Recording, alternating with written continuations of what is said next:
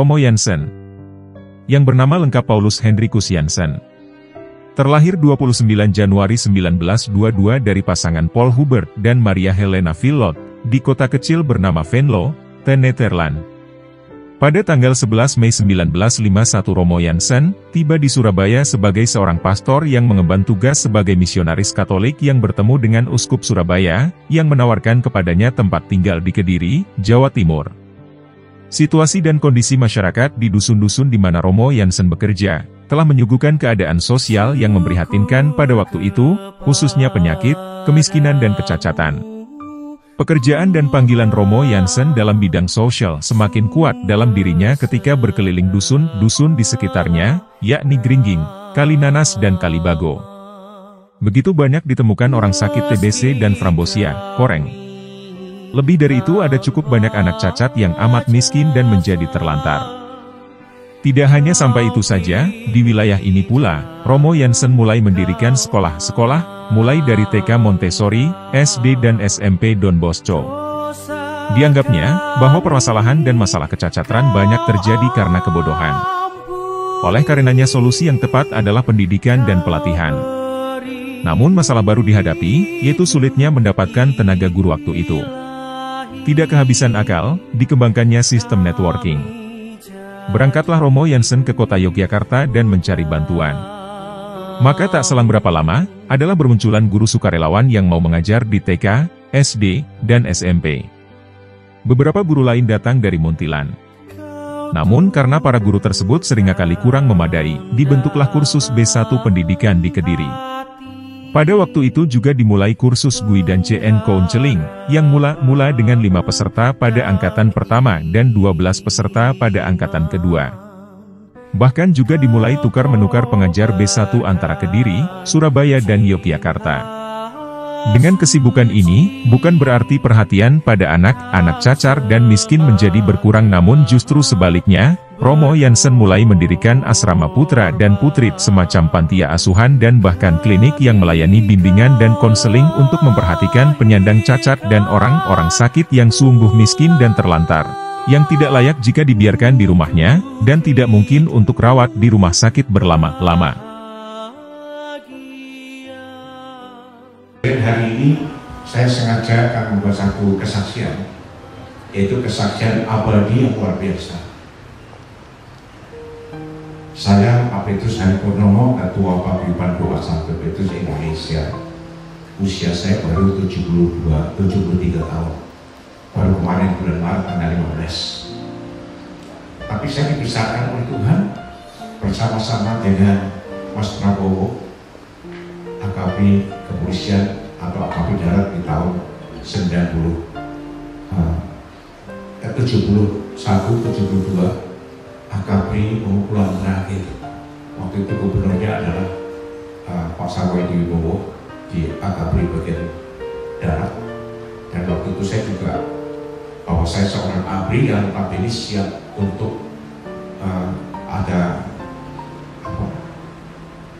menjaga semua prajurit dan sebagainya until sekarang. Nah, Bapak dan sekalian, sebuah perjuangan itu tidak henti-hentinya. Saya diparingi Tuhan 50 tahun melayani umat manusia tanpa uang dari spesial pun dari siapa-siapa. 50 tahun itu gaji saya 50% untuk pelayanan Bapak dan sekalian. Dulu ada Bu Endang ini sama Bu Jundoyo pernah ikut saya di Manado tahun itu 2000 berapa saya lupa. Dan beliau salah satu saksi hidup yang notabene waktu kami berada berkasih Pak Iblis langsung. Nah, mengapa saya hari ini mau menceritakan ini? Karena saya pernah berjumpa dengan seorang pastor yang namanya Pastor Jansen. Pastor Jansen usianya juga baru sama, 95 tahun, yang meninggal barusan kemarin. Tetapi ada satu aspek yang ingin saya sampaikan kepada beliau. Pastor ini menurut saya karyanya adalah karya kardinal atau karya keuskupan yang luar biasa. Jadi sebenarnya harusnya panggilnya uskup karena karyanya nyata. Apa Pak Hari karya nyata yang luar biasa itu? karyanya luar biasa. Waktu menjadi pastor paroki pertama kali di kota Ngawi dan sebagainya dan sekelilingnya itu, beliau ditolak di mana-mana untuk berbuat baik, yaitu menyembuhkan, juga berdoa untuk orang-orang sakit dan berdoa untuk orang-orang cacat ganda, disutui, tidak punya tangan, tidak punya kaki dan sebagainya, itu dikumpulkan satu persatu. Akhirnya lama-lama menjadi sebuah tahun 57, kira-kira gitu ya udah ya, 57. Kemudian dia gereja juga menolak ini.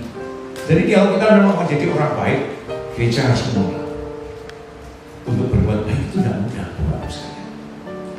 Pak Hari ini udah 50 tahun sekarang usianya bukan 25 tahun, 27 tahun. Sampai hari ini pelayanan doa itu. Dan itu dicaci maki, dicap sebagai aliran sesat dan sebagainya. Waduh, tidak karuan. Itu salahnya mengikuti Yesus lagi. Pastor Jansen, perbuatan yang baik akhirnya beliau membuatkan satu proses di Kota Malang ini, melahirkanlah, mengumpulkan berapa suster, 1 suster, 2 suster, lama-lama menjadi suster Alma Putri dan Alma Putra ada di sini. Alma Putra yaitu Bruder Valley. Apa untuk Bruder Valley? Kerjakan depan Tuhan. Kemudian karena dia juga orang Polandia, adik kandungnya menjadi John Paul II. Dia tanya, Pak Hari masih punya minyak napas tuh? Oh ada. Saya panggil bukan pastor, tapi ada monsinyur. Pertama kali saya panggil Tuan Besar, karena memang jarang awam yang berani mengatakan Tuan Besar. Artinya apa? Bukan Tuan yang besar, bukan. Perbuatannya besar. Amin. Kemudian setelah itu dikasih minyak terus ya, sampai 15 tahun baru meninggal. Berarti saya juga ikut bukan berjasa enggak, ikut andil di dalam proses itu, menyelamatkan nyawa manusia. Awalnya nggak bisa jalan, lumpuh juga, itu tiba-tiba bisa berjalan dan masih bisa memimpin misa sampai 15 tahun. Dan akhirnya pada usia 95 tahun. Dan kemarin kami datang ke tempat makamnya untuk ziarah. Nah, Bapak dan Ibu sekalian, perbuatan nyata dari Pastor Jansen ini di seluruh Indonesia hanya ada di Kota Malang. Namanya Yayasan Bakti Luhur yang memang berbudi luhur. Inilah salah satu bagian yang ingin saya sampaikan hari ini. Kesaksian saya mengikuti Romo Jansen karena perbuatan baik itu harus diikuti oleh semua orang. Kalau hari ini saya juga menyatakan saya ingin berbuat baik, mengajak orang bahagia, dan mengajak orang bahagia, Bapak dan Ibu juga mengikutinya untuk membahagiakan banyak orang. Amin. Nah, sekelemis cerita sedikit dari Bruder Pelik tentang Romo Jansen. Boleh 1 kata, 2 kata, Bruder, dipersilakan Bruder di sini sebagai kesaksian abadi. Satu saat kita besok dipanggil Tuhan, kita tidak pernah mengerti dan kita tidak. Dipersilakan Bruder. Sini Bruder, langsung di samping saya. Baik, Bapak Ibu, saudara-saudari, Romo lengkapnya itu Paul Hendrikus Jansen, Profesor Dr. Paul Hendrikus Jansen. Romo ini sejak tahun 2001 saya ingat itu dia sudah menjalani operasi dan dia hidup dengan jantung sebelah.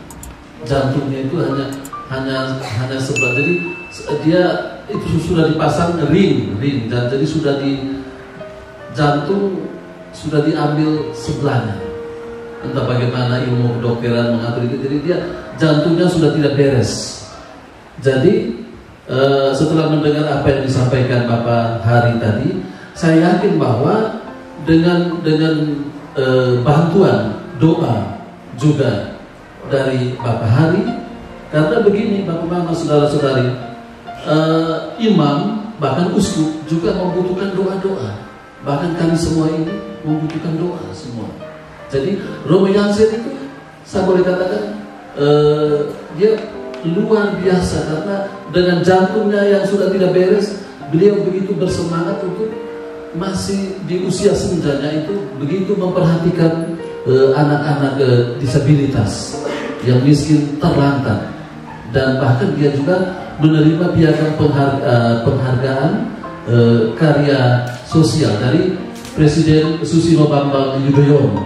Sudah mendapat piagam penghargaan sebagai orang yang bergiat dalam karya sosial menangani kaum disabilitas, miskin dan terlantar. Dan dia mendirikan Alma Putri atau Suster Alma, dan kami para bruder Alma. Nah, jadi karya kami yang utama itu menangani, mengurus anak-anak disabilitas dan terlantar, juga mereka yang membutuhkan bantuan kita. Kalau kita salah-salah mengatur anak-anak, dimarahi habis-habisan oleh Romy Hansen.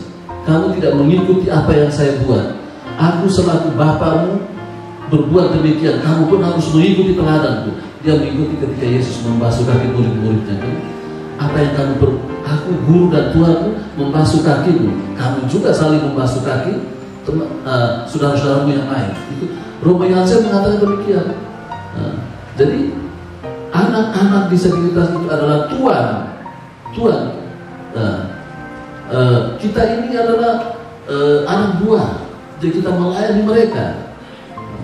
Jadi kita ini anggap anak-anak disabilitas itu majikan, begitu ajaran Romy Hansen. Ya, anak-anak disabilitas dan terlantar itu adalah majikanmu. Jadi kamu harus mengabdi pada mereka, karena Romy Hansen bilang, kamu ingat ketika ketika Tuhan dalam pengadilan terakhir, ketika aku lapar, aku sakit, aku dalam penjara, apa yang kamu buat? Orang bilang, kamu tidak melihat apa Tuhan, tapi justru apa yang kamu lakukan terhadap salah seorang saudaramu yang paling hina ini, kamu lakukan untuk aku. Jadi Tuhan hadir dalam anak-anak yang cacat, yang disabilitas. Cacat sudah tidak boleh diucapkan lagi, itu ada undang-undangnya, disebut disabilitas. Kalau cacat itu kasar, sudah ada dalam perkembangan beberapa tahun lalu, disebut disabilitas, tidak boleh disebut cacat, kasar kedengaran.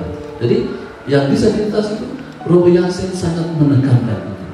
Sampai dengan saat meninggalnya, beliau berpesan, ingat, saya tidak punya harta benda yang istimewa, tapi warisan saya adalah karya saya, anak-anak ini saya titipkan kepadamu, anak-anakku, para suster, para bruder. Saya tidak punya apa-apa. Mereka ini saya titipkan, karya cinta kasihku ini aku titipkan kepadamu. Lanjutkanlah itu. Aku sudah tidak ada lagi, kalian melanjutkan itu. Dan Bapak Hari luar biasa karena juga turut memprakarsai Perkasi. Perkasi itu kan orang-orang yang bersedia membantu karya pelayanan Romy Hansen. Awam-awam bapak mama yang punya sesuatu yang sedikit lebih membantu karya Romy Hansen. Seperti sudah dikatakan Bapak Hari. Jadi Romy Hansen itu sampai dengan meninggalnya itu, dia sudah dalam penderitaan, tapi doanya juga luar biasa, dibantu Bapak Hari. Akhirnya sampai dengan meninggalnya usia 95 tahun. Luar biasa. Itulah kuasa Tuhan. Demikian yang bisa saya sampaikan untuk Romy Hansen. Terima kasih Bunda. Tuhan berkati. Karena Bunda saksi itu, Bunda masih muda, baru 50 tahun sekian. Saya sudah 70 tahun, dari bedanya memang hampir lama. Tetapi dalam konsep religius itu tidak melihat umur Bapak dan sekalian. Tetapi bagaimana iman percaya kepada Tuhan yang Maha Kuasa untuk selama-lamanya, kekuatannya di situ. Amin. Oke. Nah, kita pun juga punya presiden yang luar biasa sampai hari ini. Terus sampai hari ini dihujat terus. Nah, kalau bisa dibunuh lah Pak Jokowi itu kalau bisa. Tapi mungkin Bapak dan Ibu sekalian selama 10 tahun merasakan bahwa luar biasa. Jangan ada presiden 10 tahun itu karyanya luar biasa. Kalau Bapak dari Jakarta sampai Surabaya, semua tol dan tol seluruhnya sudah berubah jadi tol semuanya. Betul nggak? Betul. Tapi nggak ada yang tepuk tangan. Yesus angkat tangan tinggi-tinggi, angkat tangan tinggi-tinggi, angkat tangan tinggi-tinggi. Di dalam kitab suci Katolik, terdapat banyak ayat yang menekankan pentingnya melayani sesama sebagai ekspresi cinta kasih kepada sesama manusia. Berikut adalah beberapa contoh ayat Alkitab Katolik yang berkaitan dengan tema tersebut. Matius 25:40. Dan raja itu akan menjawab, katanya kepada mereka, "Aku berkata kepadamu, sesungguhnya setiap kali kamu melakukan ini kepada salah seorang dari saudara-saudaraku yang paling hina ini, kamu telah melakukan itu kepadaku." Tuhan Yesus luar biasa. Masih tepuk tangan untuk Tuhan Yesus. Bagaimana ajaib? Bagaimana ajaib? Ajaib.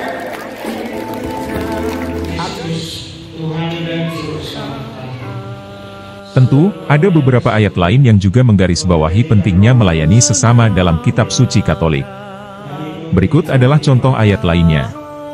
Yakobus 2:14-17 TB, jika seorang saudara atau saudari telanjang dan kekurangan makanan sehari-hari, dan salah seorang di antara kamu berkata kepada mereka, "Pergilah dengan sejahtera, berilah hangat badanmu dan makanlah sampai kenyang," tetapi kamu tidak memberikan kepada mereka keperluan tubuh, apa gunanya?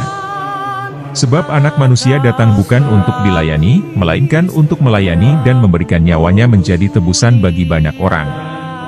Markus pukul 10.45. Pesan utama dari kutipan ini adalah bahwa pelayanan kepada sesama merupakan panggilan yang mendasar bagi setiap orang percaya. Tujuan sejati pelayanan bukanlah untuk mencari pujian atau penghormatan bagi diri sendiri, tetapi untuk memberikan diri secara sukarela demi kebaikan orang lain. Ketika kita mempersembahkan diri kita untuk melayani, kita mengikuti teladan Kristus, yang menjadi teladan sejati pelayanan dengan memberikan nyawanya untuk menebus banyak orang.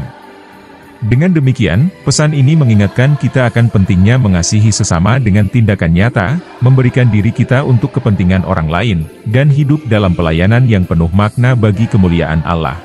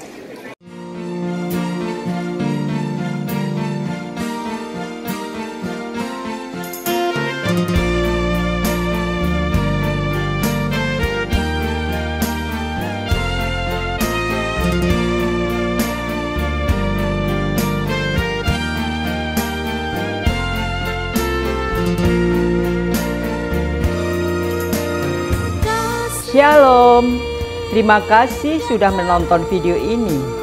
Jangan lupa like dan tinggalkan komentar-komentar Anda di bawah. Tekan tombol pojok kiri atas untuk subscribe, agar tidak ketinggalan video-video kita selanjutnya. Dan tekan tombol pojok kiri bawah untuk menonton video lainnya. Tuhan memberkati.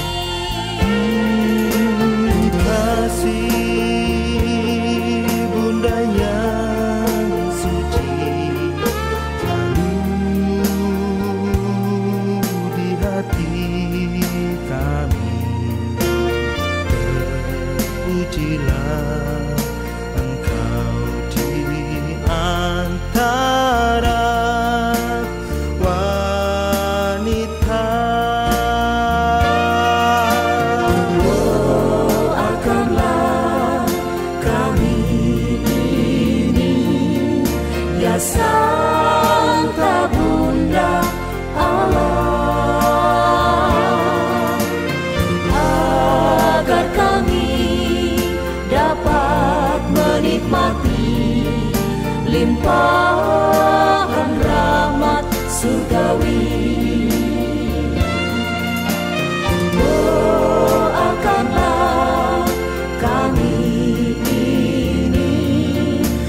Santa Bunda Allah, agar kami dapat menikmati limpahan rahmat surgawi